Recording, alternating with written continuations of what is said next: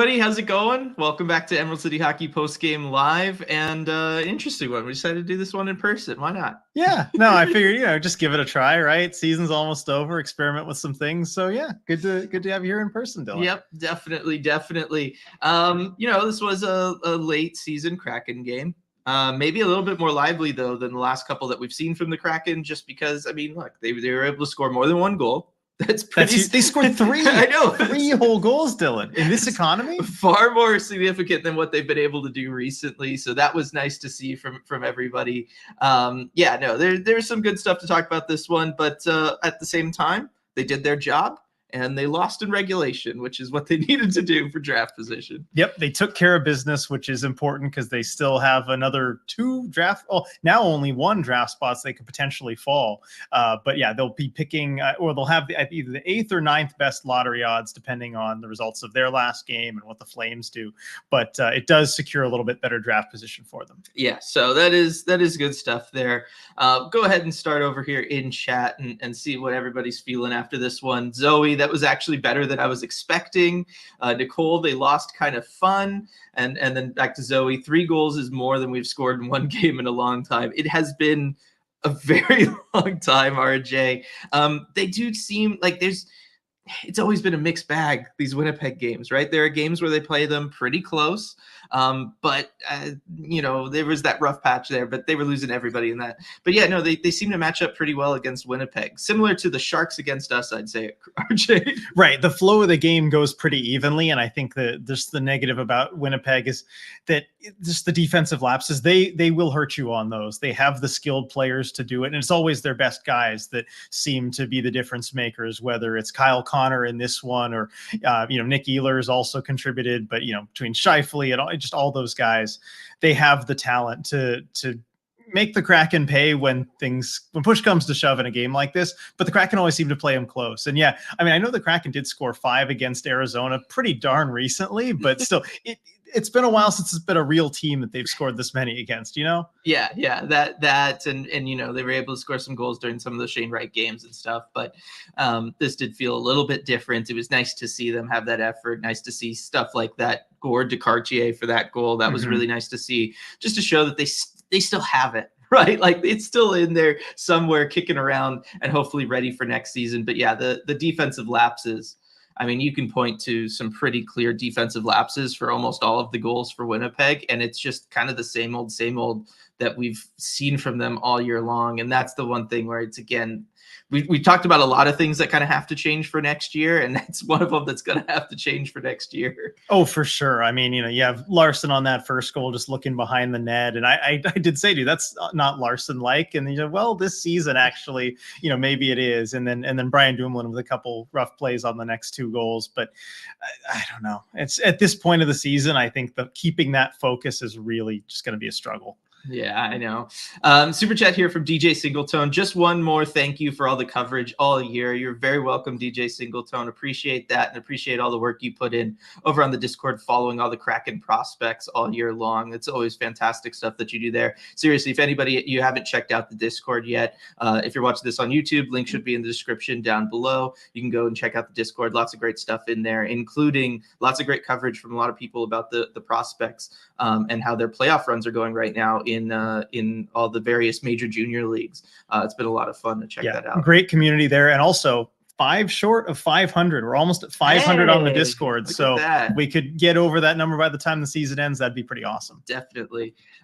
B, got to keep telling myself that losses are good now, actually. Yes, we were in that awkward stage of the season where that is in fact the case. Nicole, Gord 2-point night 2. Didn't think I'd see that again. It has been a little while, but this was nice to see Yanni Gord kind of wake up. It was. We saw the energy from him that we're more accustomed to seeing throughout the rest of the season. If you look at that, the Cartier goal, I know it's a 2-on-0 and I know it just seems like an obvious slam dunk, but Yanni has to do some real work to pull Hellebuck over to one side. That's a great goalie over there. And it's hard if he's going to just take that in right down the middle, and he gives Cartier time to open up too, because Cartier wasn't ready for that initially. A lot of players, I think they might just throw that to their teammates backhand and put them in a bad spot, but Yanni knew exactly what he was doing there. Yeah, it was great situational awareness from Yanni Gord on that goal. Light with the super chat, thought this was a win-win. Played played close, Karts goal, Riker assist, we lost. If we could have this game, if we could have this next game, I see the end of the season stretch as a success. Agreed, right? Like this was more of that lose fun that we've been looking for, RJ, right? Keep it close, show us some good stuff. We just talked about Yanni Gord showing things, Riker picking up another point. I mean, that's the kind of significant stuff that we wanted to see down the stretch here, even knowing, we all know losses are actually better for them.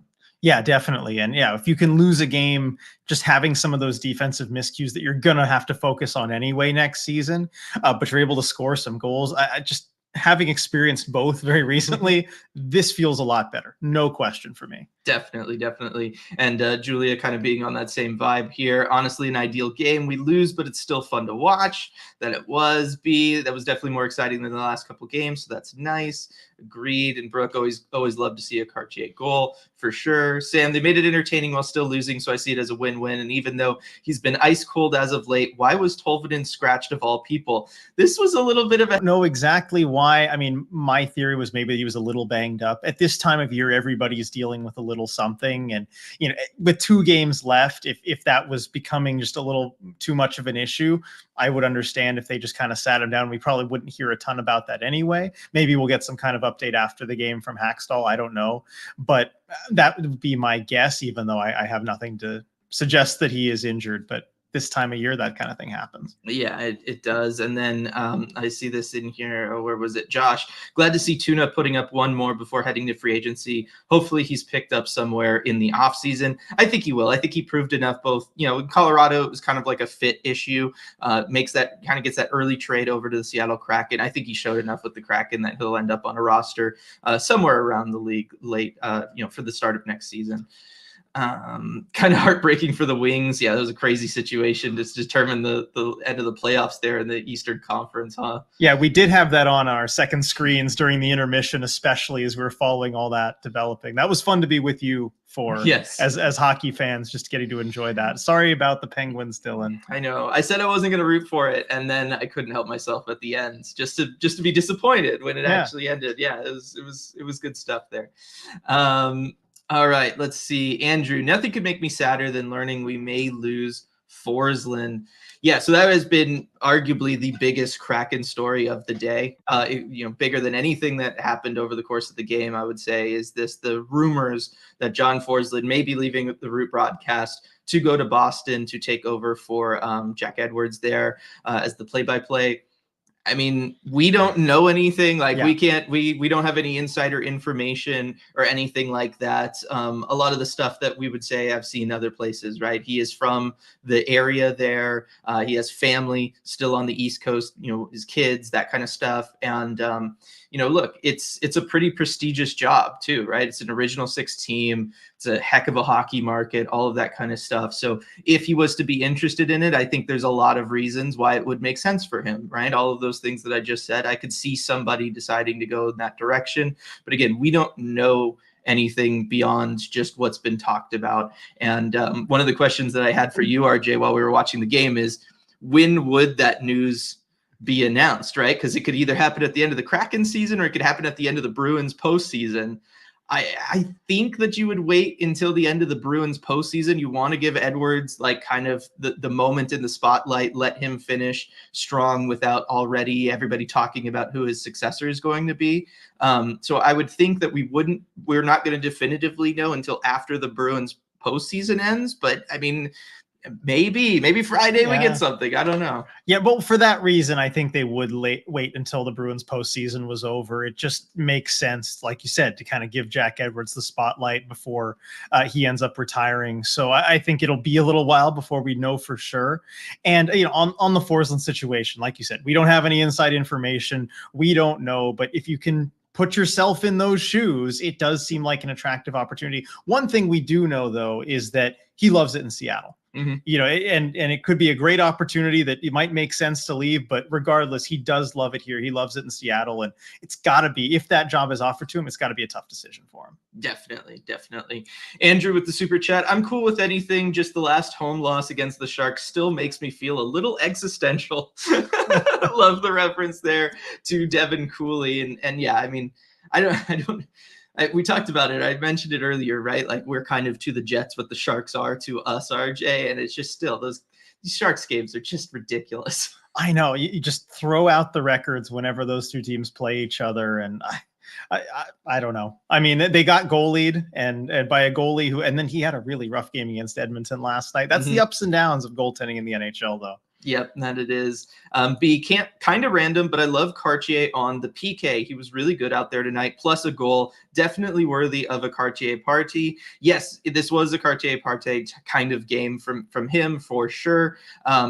This is the thing with the PKers and the potential options you have if you are the Seattle Kraken coaching staff, because you've got Cartier who can play on the PK. You've got Matty who can play on the PK if you needed him to. You're going to have Shane Wright next year who can play on the PK. Hell, you could have Ryan Winterton next season play for you on the PK. He's done a fantastic job doing that in Coachella Valley. They are never going to be at a loss for players that they can send out there shorthanded. I know obviously Wenberg played a bunch of big minutes for them. They've been kind of rotating guys in and out to kind of pick up the slack for him the rest of the way this season. But yeah, I mean, Cartier looked natural out there, as kind of could be expected. Yeah, I like the momentum that he's building for himself at the end of this season too. I think he's played some of his best hockey over the last month, and as someone who's probably going to be relied on a little bit more with some of those veterans we talked about, like Belmar, Tatar, Yamamoto probably not being back. I mean, Cartier is going to have to go into that real full-time role and be not only some secondary scoring, which he's been able to do recently, but also kind of be a bit more of a pest. Like he's kind of developed that and added that to his skill set over the last month or two. And as the games start to matter again, like they will next season, that's going to be huge. Yes, it will. Got a super chat here from Patrick. I just realized that you're in the same room, lol. Well, let's hope for luck in the draft lottery. Anyone headed to KVIC prep for death metal? Oh, that sounds like a fun time, Patrick. Hope you enjoy yourself there. And yes, there was lots of people shocked to see us together for this one. It was kind of a sneaky trip up here for me. Didn't really talk too much about it, but good stuff. And we will definitely see if I end up, there we go. Yeah. Maybe at a Flat Stick Pub location, right? The wonderful sponsor of our post-game lives. I don't know. It could happen. And Patrick, if you're score-keeping Thursday night at KCI, you might run into me. That'll be fun.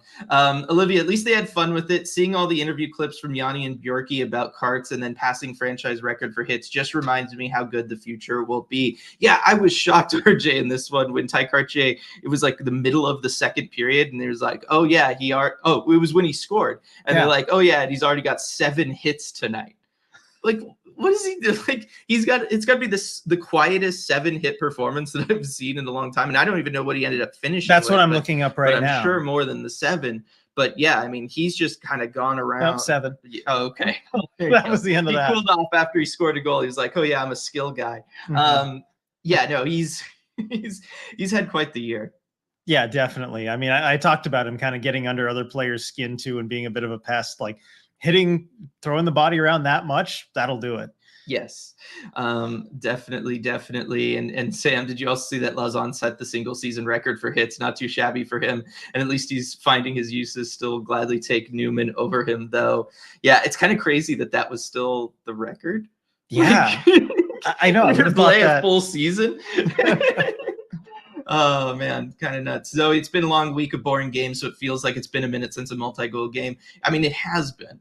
Like it was a while since we've kind of seen them in this situation. I almost wonder if the broadcast felt that way too, RJ, because we had the game was 3-2 Jets, and we had that long story from Edzo about how he found out he was traded from the Leafs to the Jets back in the day, and it felt like the kind of story that he would say over these last couple games where the Kraken are down by multiple goals and they're not going to come back, and it's kind of towards the end. And instead he took about 6 or 7 minutes to kind of ramble through that story in the middle of a 1-goal game. And I think it was just because we haven't seen the Kraken in this situation for a while. And through a Kraken power play at that too. I know Forsley needed to go and get the ad read, and he's just, hold on 1 second. We've got the Muckleshoot Casino power play.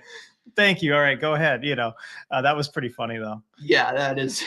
I mean, it was a lot of fun to kind of watch that one. Edward, so what top draft prospect will fall to us now that we've picked up our lucky very late season Winnipeg loss? I mean, that's true. Last time this happened, RJ, it was season 1, and it resulted in us getting Shane Wright, having the 4th spot. Shane Wright falls to us at 4. That's a tough one, Edward. I mean, I don't know. RJ, is Celebrini fall to 8, 9? Can it happen? Can it happen? I think that's even less likely. I mean, I guess we'll know if there 1 or 2 mock drafts right beforehand start having him fall that far. And maybe some people will be in the know. But no, that won't happen. But you never know. An extra 0.5%, 1% in the lottery odds could make all the difference if the lottery balls go the right way. But, I think possibly, it always is good to pick higher in the draft, whether we were just talking about actually during the game, the difference between 8 and 9 that can make. And you use the Sharks as an example, like, well, it didn't really matter in 2015, but there were kind of 8 guys on the board. Zach Werenski didn't fall to them. If he did, they probably don't make the Erik Karlsson trade, and things probably go a lot better. So you never know. Yeah, it still makes a difference for sure. Personally, I can't wait for every Kraken fan to learn who Andrei Loshko is when he inevitably wins the Memorial Cup this year.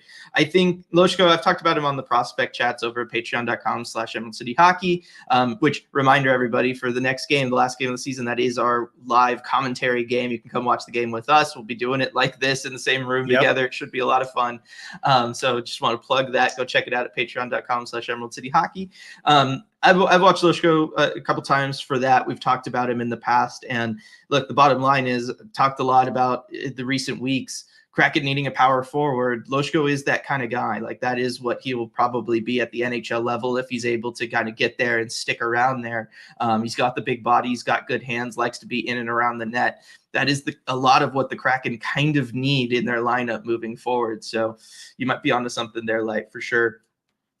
Julia, Bruins lost tonight and Panthers won, so they're facing the Bruins are facing the Leafs in the first round, so they'll probably get to the second round at least. I don't know. I think the Panthers kind of played themselves tonight. I don't know that you'd want to play Tampa over Toronto, but I mean, we'll talk about all that stuff though later in the week when we have our Red Glare. I can't wait to do that playoff first round preview episode because I know we have some opinions on the first round series. Definitely, and that'll also be over at patreon.com/Emerald City Hockey. But definitely a fun day for all the playoff scenarios kind of going down in this one. The other thing about Forsland is the part of why he's here is he wanted to follow Ron after the Canes let him go. He's already a national broadcaster, not much more fame to chase. Yeah, I think it would be the family connections, kind of going home, being near family, all that kind of stuff that would kind of be the draw, which I'm never going to blame somebody for if that was the scenario there. Jessica, we made a Forsland bobblehead. He can't leave. That's true.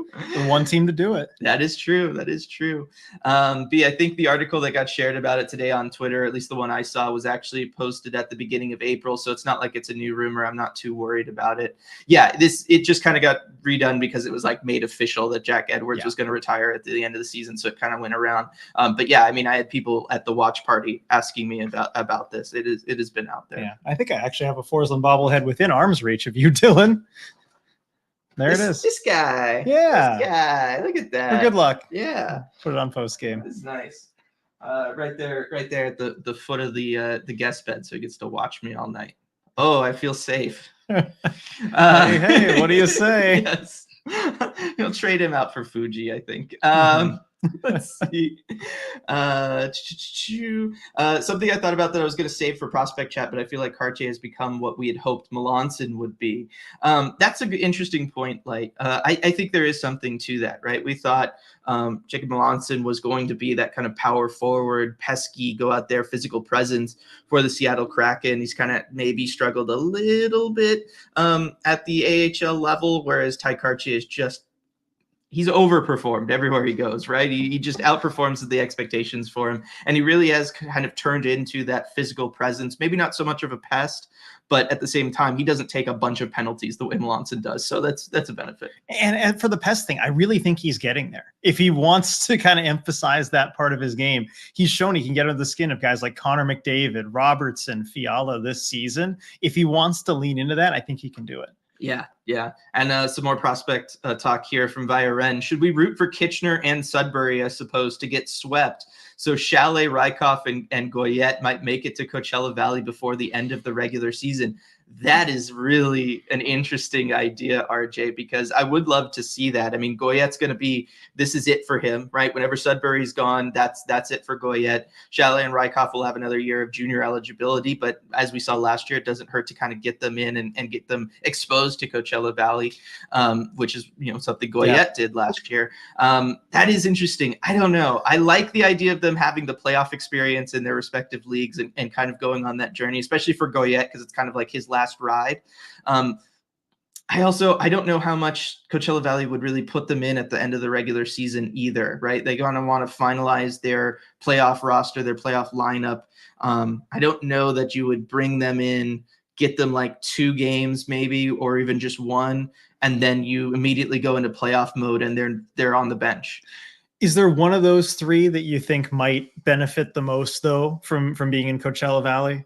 It's Goyette probably. Like I think one, because he's going to be there next year, and I could see him being somebody who starts off in the bottom 6, but then steadily rises through the lineup. Or even if they decide to go really young, which is something we've talked about because they have a lot of free agents there, it's possible Goyette could end up middle 6 and then top 6 as the season goes on. I also think Goyette realistically would bring the most to the table for the Firebirds this year. He's a guy who I project to be like a bottom 6 center. He can be a good 2-way player. He can help drive some offense, provide some skill lower down a lineup, but also just kind of help keep other teams from kind of doing their thing. I think he could come in and kind of maybe do a little bit of what Shane Wright did last year as the 4th line center through the playoffs, where he just kind of provides some energy, a little bit of a spark further down the lineup, and just adds support where it's needed. He can play both special teams if you need him to. So I think Goyette really makes the most sense of the 3 guys. Okay. That's just my opinion anyway. Feel free to, lots of other people watch them. Feel free to put that in there. Jessica asking, what counts as a hit? It's a little bit subjective, but I know the off-ice officials do have specific things that they look for. I know I don't know what exactly it is because I don't have the little manual that they're given. That's not public, but there are certain criteria that they look for what constitutes a hit that they're given. But of course, even if different people are given the same sheet of, it has to be this, this, this, and this, they're going to interpret that a little differently. And so it does kind of change from building to building in the league. Yeah. And like saying, I believe a hit is classified as separating a puck holder from the puck. I've heard that too, but I don't know that it's always followed like letter of the law to that. Yeah. It's sometimes, I mean, there's been times where it's just like, you give them one of these into the boards. And like what's a hit versus a rub out? What is, or if a player just passes the puck and releases it, but you finish your check, is that a hit? Which I think it should be. There's different things. Yeah, definitely. Yeah, we can demonstrate. I know, we can do this. Let's go. If I ran Dylan plus RJ plus community over ESPN crew. Yeah, no, we heard everybody loud and clear. Next year, the live game commentary games absolutely going to be for those ESPN broadcasts to spare us all. It'll be good. Let's see. Ricky, Forsland's from MA. Original 6 jobs rarely become available. Plus, he can do East Coast games nationally. Discussed this a couple of weeks ago. Yeah, like I said, there are reasons why I could see it happening, but we won't know until we know. This is the bottom line. Let's see. If ECH wanted to do post-game day recaps of the playoffs, I would 100% watch. From Brooke. That's an interesting one. We've never done something like that before. What we do is like on Patreon, we keep the Patreon up and running, and we end up doing live commentary games for playoff games to hang out with everybody and watch playoff games together. So we've done that in the past. And then, but that's an interesting one. We could maybe do that for like the finals or something. Yeah, we'll have to talk about that. But yeah, during the playoffs, though, we do have live game commentaries. They're just for non-Kraken playoff games. So I think we did a couple for the Cup final last year. Of course, we had Kraken games for longer, that we could cover. But we're definitely going to do that again, I think, this year's playoffs. Definitely. JMG, tough decision. Listen to the ESPN broadcast or RJ and Dylan. It's a tough call. I know. And that should be talked about too. Also, like, shout out to Root for another fantastic year from everybody involved, right? Like, it was another fantastic year for them covering the Kraken. It's, we all know the difficulties as far as like finding Root and being able to stream it and all of that stuff, but that's not on the people who do the broadcasts and all the people that we interact with on the media side of things. So I just want to shout them out for another great season there as their season wraps up with this game today. Yeah, definitely. It's an A+ broadcast team, and especially me getting to spend so much time around a lot of them. I mean, they so much work that you never see goes into those broadcasts, and I mean, they just do a great job, and they have since year one. And yeah, I mean, it's kind of sad it's the last one of the season for them. Definitely. Stratic, what counts as a hit changed in the middle of this year, and they reevaluated all the previous recorded hit tallies. Yeah, that was something we had talked about, and a lot of the hit totals were raised, inflated, whatever word you want to use there. But yeah, it shows kind of how subjective and arbitrary adjacent the idea of them are. Brooke, RJ's always yawning on the stream. It's because he's a cat person. It's what they do. Yeah, it's true. Really sitting still for an hour, I don't know. My body just does that. I need to get up and run, but unfortunately can't do that Yes. on these streams. But if I could do post game while jogging, that would be the ideal for me. You could go talk to Darren about that. Oh yeah, there we go. Yeah. Yeah, well, that worked. Byron, I figured it would more likely be for them to get a regular season game than a playoff game, although they did play Goyette in the playoffs last year. Yeah, I think realistically, one game I don't know is going to make a ton of difference for, say, like Rykov or Chalet. The idea is they're going to go and they're going to join Coachella Valley, and they're going to be practicing with that team and being a part of that playoff experience kind of no matter what. And that's really what the big deal is that they're going to be able to see kind of how professionals run, how a really good organization, a really great coaching staff is going to be able to work with them kind of no matter what. I don't know that kind of a meaningless regular season game is really going to give them any sort of meaningful reps or time. So I don't know that it matters too much there. Let's see. Carts should be net fronts on the power play a lot more. Seems to care from Ricky. It's an interesting thought, RJ. Yeah, I mean, he definitely does go to those areas. He has the size to battle, in those spots. I don't know. I haven't really seen him there because remember in Coachella Valley, we watched him last year. He wasn't there. He was in the bumper spot, which they actually used in Coachella Valley. And so I don't know how much experience he has there. It's the kind of thing that if you're looking at it this season where they just really didn't have many solutions there, you might want to try it out. But hopefully next season you've made the roster move so that you hopefully have somebody better to put there and try out there. Yeah, and to be honest, I liked in the little bit of time that we saw from him, I really liked Matty net front on the power play. Like I think he has the hand-eye coordination to get tips. He seems to have that kind of, eyes in the back of his head. He knows where the goalie is so he can adjust and always kind of stay in front for the screen. I still think that that's something I want to explore next season is more full-time having Matty Beniers net front on one of the power play units, just because I think that could really benefit him and also hopefully maybe get him to take more shots in and around the crease, something that would also benefit him, from a numbers production standpoint wise. That would be really nice. Ricky pointing out also for prospect wise, draft wise, Yzerman's dropped out of the top 10. Yeah, that one's going to be an interesting one, especially as it concerns the Kraken, because he is a fantastic goal scorer. He's doing it in the USHL, which has really proven to be a very phenomenal league right now at producing high level prospects, guys who are able to adjust to the NHL fairly quickly.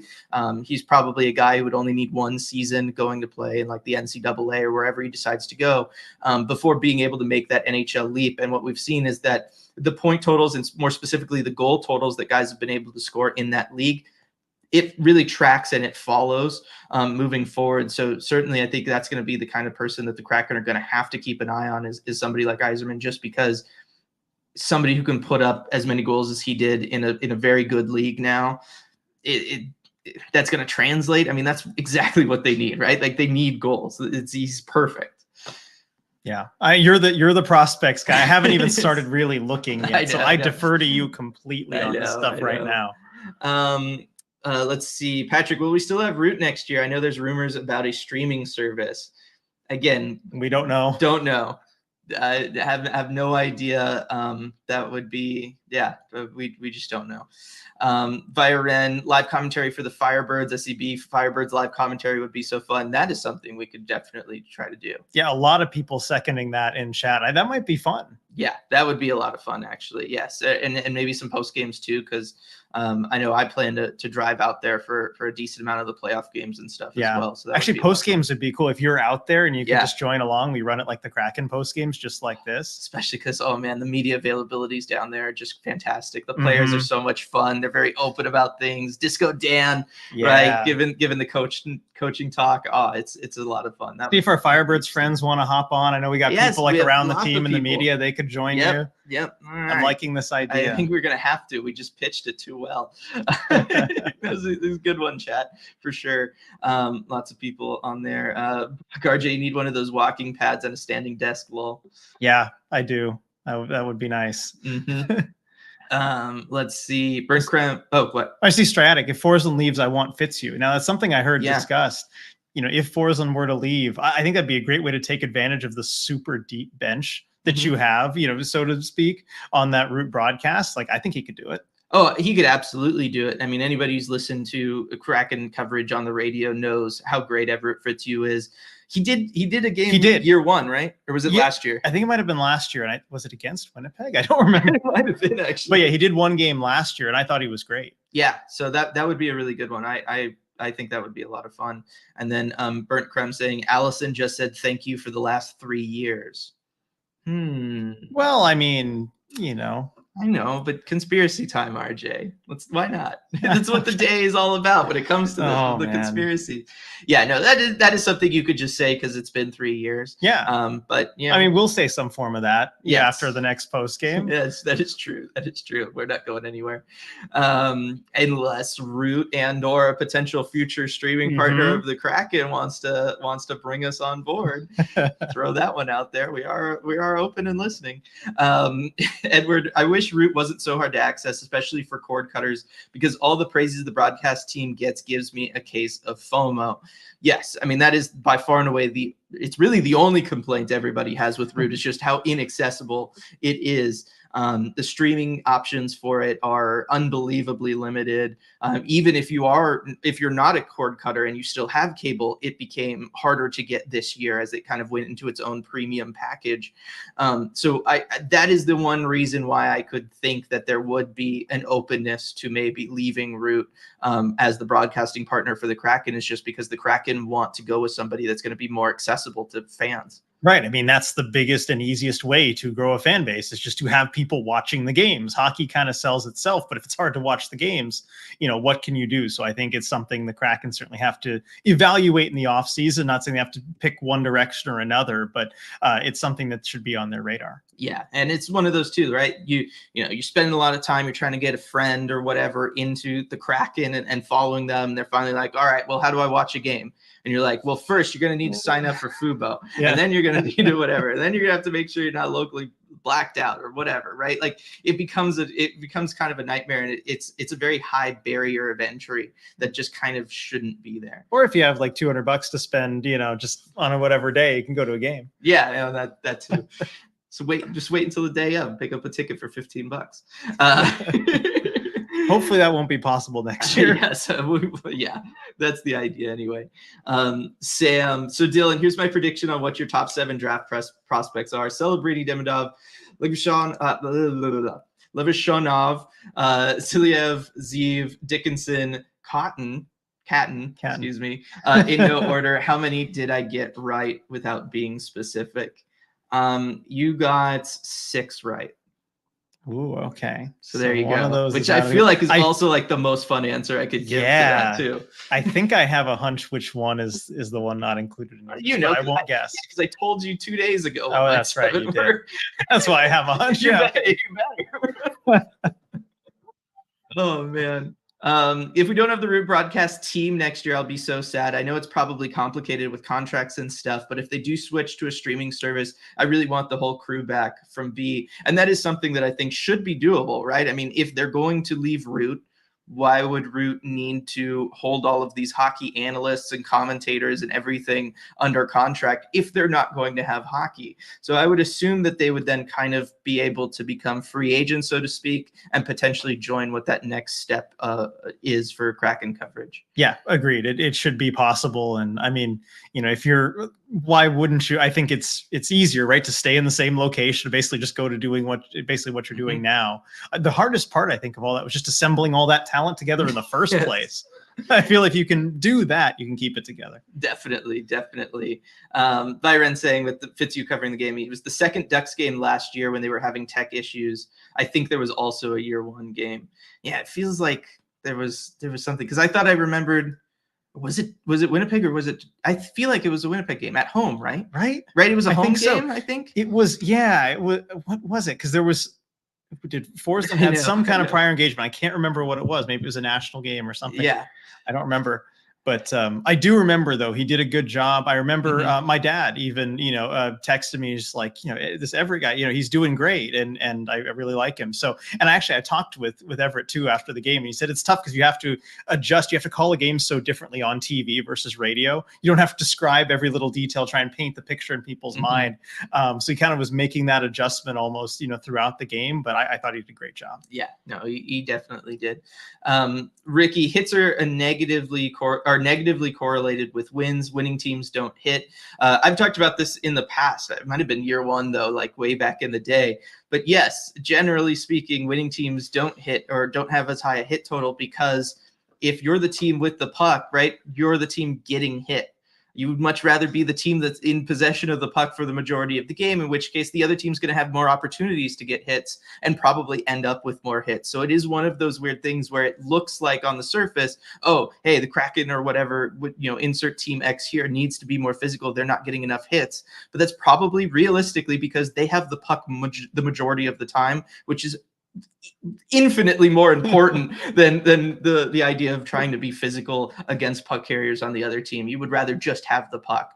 So I'm totally there with you, Ricky. That is definitely the way it goes. And also, I will say on the other side of it, though, hits are a very catch-all stat, kind of like shots on goal. I think there are quality hits that really do help you have an advantage in a game, but they're counted the same as hits that you take just because you don't have the puck and you're kind of running around trying to catch the other team. So it's one of those stats that just really doesn't tell a whole story. Yeah, and then I was talking with somebody too about giveaways, because it was mentioned on the broadcast, right? Kraken, fewest giveaways in the league this year, and I kind of joked, yeah, well, you need the puck to give it away, and it's the same thing. And care to guess the team that's second fewest giveaways this year? I don't know, is it like San Jose? It is San Jose. Yeah. So it's one of those things, right, where, it looks great that the Kraken, have the fewest giveaways in the NHL this year. But realistically, as we all know, because we've watched them all season long, it's because the Kraken haven't always necessarily had the puck, and or they're not exactly trying to make big dynamic plays where you're at risk of turning it over. So it is kind of one of those things where it's nice, and you can talk about it, and you can, if you're the team, mention to the broadcast team, hey, maybe mention this, at the end of this otherwise kind of so-so year. But realistically, when you start thinking about it, it's like, well, that's really not that great, actually. Cole, I know I'm late to the party here, but super happy with the result tonight. A loss for draft purposes, but an exciting one. I'm so happy that everybody's been saying this, RJ, because it's something you and I have both been talking about. I know other people have been talking about it, but it's really nice that we've just kind of, we all got it and everybody's like on board with it and actually kind of happy about it, right? Like I'm excited in, this, to borrow your favorite term, penultimate game of the season.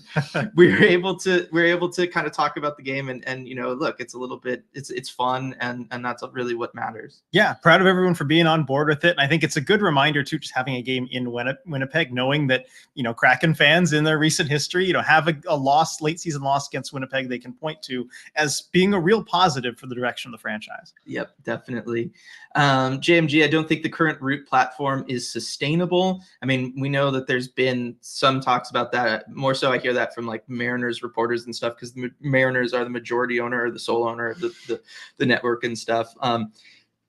It's tough, like for everybody right now that's kind of having to rely on cable with the amount of cord cutting and all of that stuff. It's none of that is really a sustainable platform anymore when there's so many various ways for fans of sports to be able to go out and get, whether it's their news for sports news, which is something we know a lot Yeah. about. And it's very much like become just a Twitter space thing, which how do you monetize that? And it becomes like a really interesting problem. Or broadcasting, just because in a landscape where anybody can be watching anything at any given time, numbers across the board are just down for everything. And then you factor in stuff like newer generations aren't as interested in sports, and then overall numbers continue to go down. You have aging demographic issues. It's all unsustainable. And that's one of the weird things that I'm very curious to see moving forward over the next 5, 10, 20 years is just going to be, what does sports media and sports broadcasting look like? Because there will always be a market for sports. People are always going to be interested in it. But as we find more and more ways of making it accessible, without necessarily having it paid for or by as much or any of that kind of stuff, like the monetization of it is going to become like a really interesting problem for everybody to solve. I know it's something we've kind of had to solve and think about in a weird way here.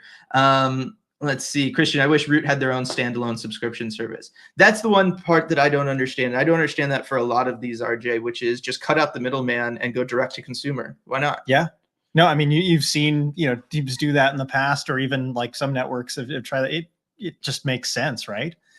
It does. The only thing is that it might have like high level of like infrastructure costs, right? You need to have the ability to support that and have the servers and all that stuff capable to stream it to X million people and all of that. So it does take like a decent amount of capital on the upfront, and it's kind of continued cost on that side of things. But still, I got to think that that's a better solution. I mean, when you frame it, because whenever there's something that's that cost intensive, the question, well, can we afford to do this? But I think in a kind of a dying model, the question is, can we afford not to do it? Exactly. Right. Like it's got to, it of all the things that I can think of, or that any teams in any leagues have been trying, that feels like the most sustainable model for teams. And then it also increases your ability just to kind of talk directly to fans in a slightly different way. And if it's going to be more and more a concentrated group of more hardcore fans that is what's going to be watching sports in the future, then that's probably better too. Let's see. Is it pretty wrong that you're not going to accidentally watch an NHL game on TV without being in a sports bar? How does that grow the game? From Jessica. It's true. Man. No, it's very true. There's lots of larger NHL issues and everything as well. Whenever the Kraken games are, they better have, wherever the Kraken games are, they better have Allison. I love her analysis from Joey there. Oh yeah, I think all of us could get on board with that 1,000%. Yeah, indispensable part of the broadcast. She just levels it up, so much. Yeah, definitely. Julia, yeah, you definitely can't get a convoluted 10-minute childbirth story on a radio broadcast. No, we probably wouldn't have that happening. There's people wondering what the heck is going on with the game. People just tune in their radios. You just end up on that, and you're just like, what? That doesn't make sense. Yeah. No. Wondering what sort of talk radio program you've stumbled onto. Exactly. Oh, man. Edward, RJ with the unfair advantage of being a longtime friend of Dylan's to get the inside scoop on Dylan's prospect picks. Yep, he's been playing the long game there for sure. And then if Forsland leaves, do you think Edzo would leave as well? I don't think so.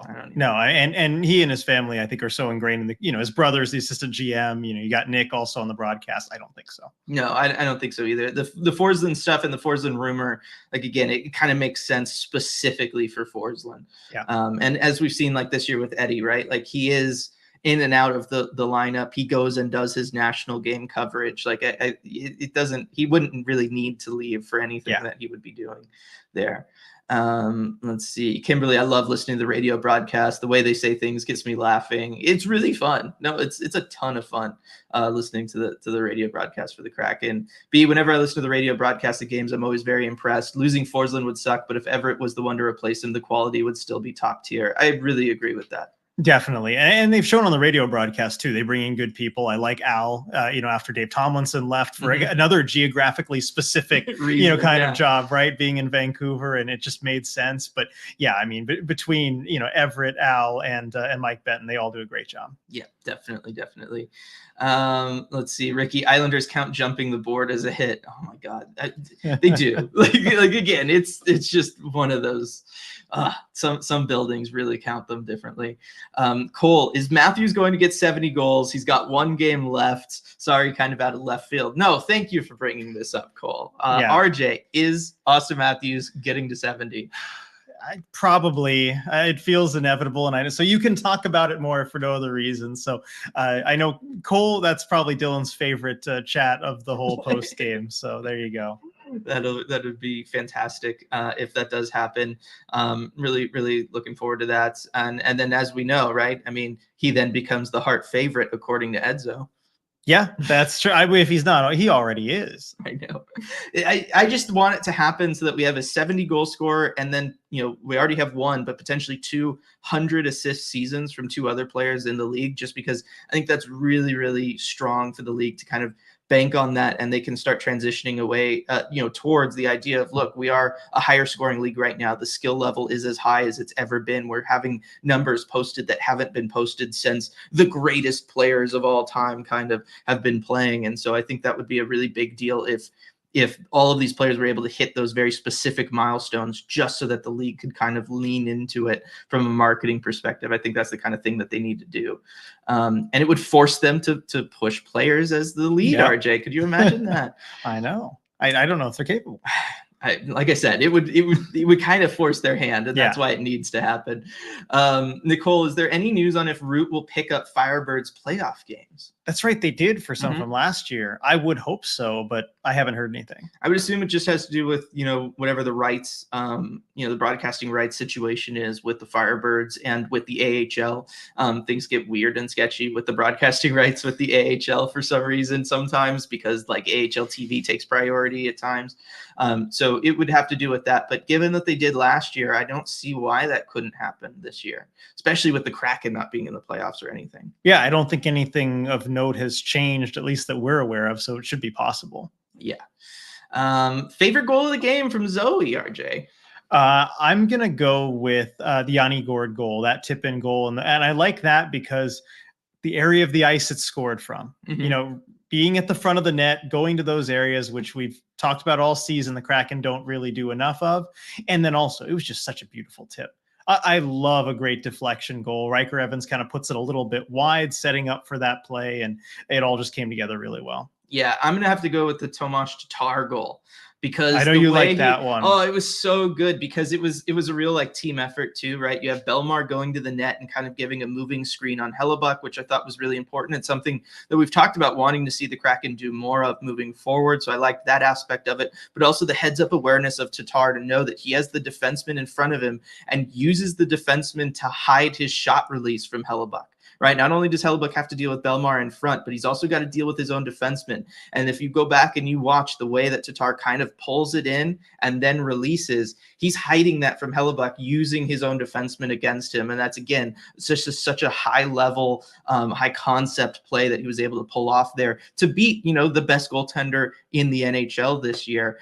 So I think that's another one where it's just like, that's the kind of stuff that I want to see from more guys on this team moving forward. And I love hearing all that for a second time, as you were really excited about the goal as it happened. Us being in the same room, it's one of the perks, right? Yeah. You get to say how much you love that goal. He's like, he uses the defenseman. It's perfect. Yeah, I mean, that's the kind of stuff that you got to, get creative with. That's the kind of like next level stuff that really separates kind of the top tier players, right? We were just talking about an Austin Matthews, right? How many times have you seen Austin Matthews do that, right? It's something he does a lot. And so that's something that I would love to see, Shane Wright work on, maybe Matty Beniers work on moving forward, and it could really help them become better goal scorers. JMG, Vegas ratings went up this year when they had some of their games on a free over-the-air channel. Kraken really need to be more accessible. Yes, anytime you make games free and available, people will tune in, right? If there's a low barrier of entry, people will go, and then you're going to get X percentage of them who are going to become dedicated fans and really start to follow. And then look, you can monetize them later if you're the team, right? They're going to buy jerseys, they're going to buy tickets to go to games, they're going to buy buoy plushies, all of that great stuff. A lot of those. That is the kind of like thinking you've got to take. And right now, I think broadcasting it almost has to be your loss leader to just get people involved with your team, and then know that you're gonna, they come to a game, you're going to charge them $12 for a hot dog, right? Like, you don't need to then make the broadcasting, cost them an arm and a leg to get involved. Yeah, the NHL is a very gate-driven league, and of course that helps you. The more people you can kind of get in, and also you're seeing with the PWHL. Yes. Doing a great job having their games super accessible just on YouTube. I have watched so many more PWHL games this season than I had watched the previous women's leagues. I love women's hockey. I always want to watch, but just because it's so much easier, I'm just scrolling on YouTube. Oh, there's a game. I'll put it on. Yeah. The Ricky pointing out Coyotes games were all free over the air this year. Worked out well for them. I mean, the product's got to match. You got to sell them with the product too. And the problems were just so much deeper than that. Yes, there's a lot of people that had kind of already given up on that team and all of those things. That being said, I mean, they were almost sellout every game, so it couldn't have been too bad. That's true. And I mean, you look at the sarcasm, everybody. Well, the revenue though. Remember, they were putting those numbers about how they were actually had more $1 million games. Yes, it actually kind of did help. They were financially more successful than they had been, so maybe there is something there. Let's see, Kylie. I actually have been enjoying Tatar these last few games. I'll miss Tatar Tots, Tatar Sauce, Tuna. I mean, he's one of the greatest when it comes to nicknames. And then, of course, just his name, but said with such emotion, RJ, as Canadians fans, let us know about. I mean, statistically, he's been more likely this season to score a goal in any one single game than to not score. So the chances are decent. Be referring to Austin Matthews there. It's nuts. It's absolutely crazy, especially after covering the Kraken, RJ. That's the other thing that just makes it seem like you can't imagine. It's a different league or something than what we've been watching so much of with this Kraken team. The idea that yes, you go to 9 out of 10 games and you're going to see him score a goal or whatever it is, like that's nuts. It's unthinkable. It's crazy. Alan, piping in late, but I'm not upset about the loss. If every game was that much effort this season, I think we would have been much closer to playoff expectation than we ended up. I agree with that, Alan. I also think we would have, a lot of the mentality around the team and from the fan base would be very different too, right? Like you wouldn't have seen so many people get as frustrated. You wouldn't have seen as many calls to fire the coach or to trade away guys, and a lot of the ups and down roller coaster of it all that fans have, ultimately had to take sides on this guy. Should we be getting rid of so-and-so or whatever? I don't think any of that happens if they're able to play every game kind of like they were able to play tonight. Yeah, definitely. I mean, the effort, that's one of the biggest things that I think when it was missing, it was really clear and obvious. But I think that people, as you're saying, Alan, that appreciate when it's there. Yes, definitely. Ricky, your room is bigger than Mullet. You're not that far off. Yeah. I would say this is probably closer to Mullet than Mullet is to, CPA. Yeah, I think so. Oh, man. Good stuff there. Julia, are you guys in the PHWA and eligible to vote for the Hart Trophy? So I'm a member of the PHWA, but I'm not eligible to vote for the Hart. They only have certain members of the association vote on all the major awards every year. I did not get the email with the ballots this year, so maybe next year, hopefully next year. But the one award I do vote on is the Masterton. Yeah. So, and Dylan is not. Sorry, I established when you're like you clear. Are. Yeah, okay, it's all right. It's just because you have to attend all the games in person, and that's little difficult for me. Yeah. You all in this broadcast is the reason I'm not. I still think you're a big part of the reason I am, though. We'll get into that story. We don't have to get into that right now. I'd love to see Matthews and McDavid on the same line over 82 games from Striatic. Could you imagine the stupid numbers, RJ? I know. Does McDavid get to 200 points? You know what? I think he would. Given the chemistry together, I think he really could. It would be close. It would really be close there. Edward, with the talent waiting in the wings in Coachella Valley, looking potentially ready for the jump up to the NHL, will this offseason be the first major roster shift away from the expansion draft core? I think we're probably one more offseason away from that, just, because then we're going to have Tanev's contract will be up, Yanni Gord's contract will be up, but we are in the final days of that. Yeah, I think it'll be at least one more off season, just given when the contracts end. I mean, we may still see a move away from, say, like a Tanev or a Gord, but a lot of those guys like, Schwartz and, I mean, who else of the forward group, Eberle, those two guys, like we know Eberle with the 2 years left on the deal, like those guys are sticking around. So it'll be a little bit longer. I was just going to say, as long as Ron Francis is in charge, Jordan Eberle is going to stay around forever. So yeah, also on the blue line too, with like Larson, Alexiak, all those guys have one more year. Yeah, exactly. So I think this year we'll still have a bunch of them over the course of the offseason, but the following one is when it's really going to be, the new look Kraken, so to speak. It's going to be interesting. Let's see. Will it be Utah Coyotes or Salt Lake City Coyotes from the Sandpipes? I believe they said Utah, and then also the Coyotes name actually stays with the current owner of the Coyotes. So they're going to have to be named something new, and they will be the Utah blanks. Yeah, figure it out, fill it out your own way, whatever you like. And we might not get that name for a little while too. We talked about that a couple post games ago, but it's possible just with how fast this all developed, how long it takes to copyright, trademark, come up with all the branding that you're going to need to do. I think there's a solid chance that they will just be the Utah hockey team next year or something equivalent to that while we wait on official branding and all that to get rolled out. Yeah, I think we could certainly see that given the timeline. Yeah, the hockey equivalent of Washington football team for maybe a year. Yeah. Alan, best Kraken podcast. Appreciate that one. Sam, surprised no one's mentioned Beast Mode making the trip to Winnipeg. Showed more loyalty to an NHL team than most top Jets draft picks after their ELCs are up. Damn. Oh, man. Sam going for it. But yes, that was pretty crazy. We both look up at the screen. We're like, what is he doing in Winnipeg? It's Winnipeg. Yeah. Apparently they said he's filming something there. Yes, shooting something. That's what we got. So that's interesting. Again, in Winnipeg, I don't know about that one. But yeah, we'll see. When do we get the Fuji plushie? Oh, that's definitely going to be on the off-season list for sure. JMG there. Let's see what will happen to Arizona's AHL team from Nicole. So the current owner of the Coyotes gets to retain ownership of the Tucson Roadrunners. That's it. Yeah. I almost said Tuscany. It's like, oh damn. That's a hell of a relocation. I was gonna say, talk about a commute for those guys. So yeah, that's that. They're gonna stay the affiliate, but they're gonna have separate ownership groups, which is, I mean, I think that's unusual. I think so. I mean, you have these longer established franchises that have different ownership groups in the NHL team, but this is a little different. Also, they're going to move into playing at Mullet Arena, it sounds like. And so, I mean, it's going to be tough for them because if you have the perspective of a Coyotes fan or someone, who's a hockey fan in Arizona, are you going to pay money to go out and watch this AHL team full of prospects that now you won't get to see play for your NHL team? And giving money to the owner who, was a big part of having the team gone. Yeah, it's there's no way that it's going to be fun. It's just not gonna be good for anybody involved.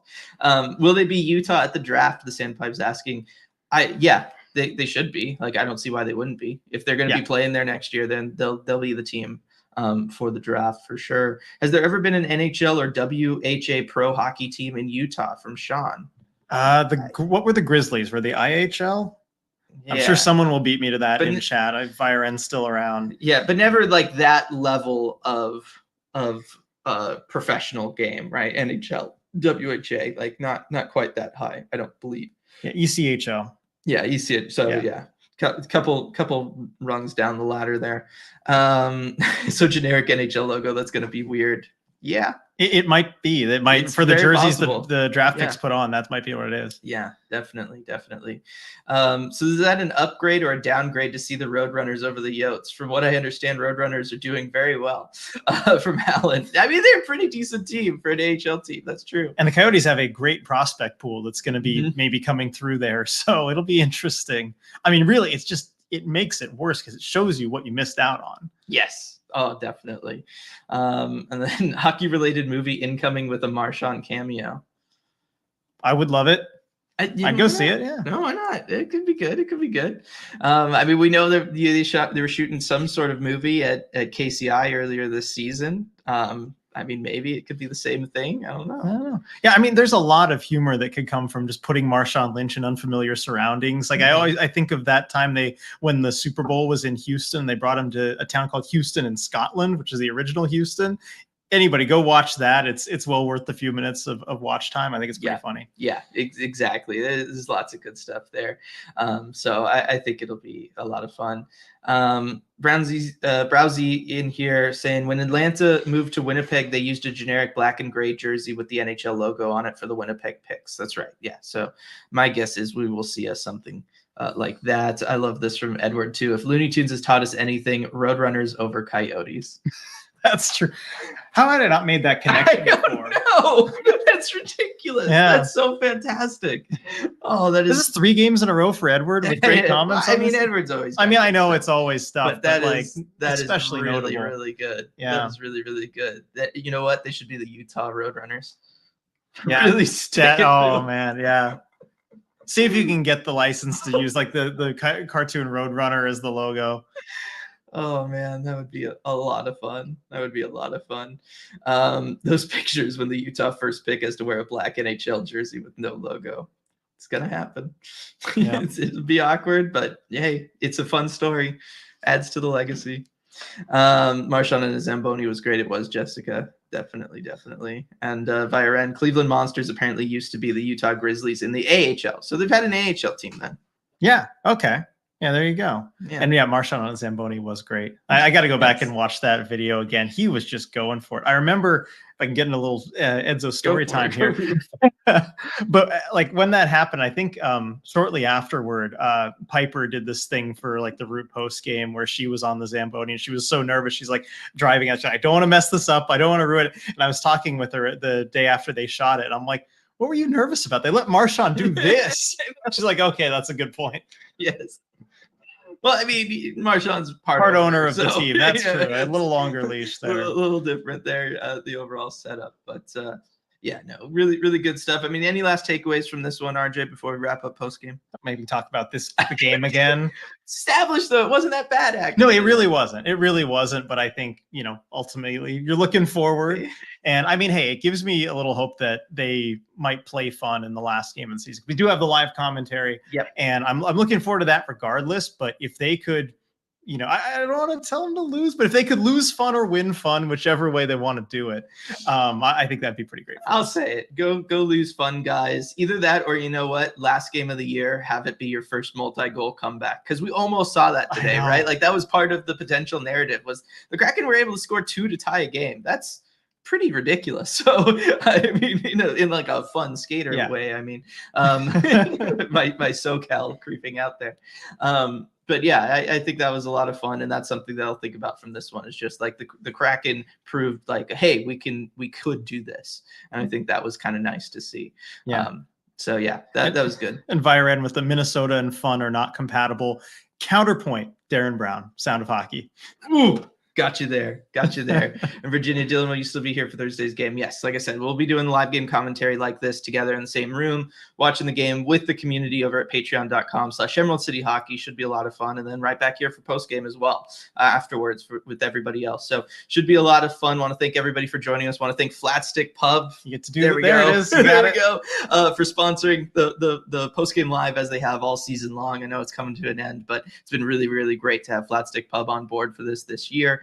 Really appreciate all the love and support that they've been able to give to ECH and the ECH community with the watch parties that we've been able to have this season. So really great to have them. Want to thank them. Want to thank you all for showing up, and we will see you all on Thursday.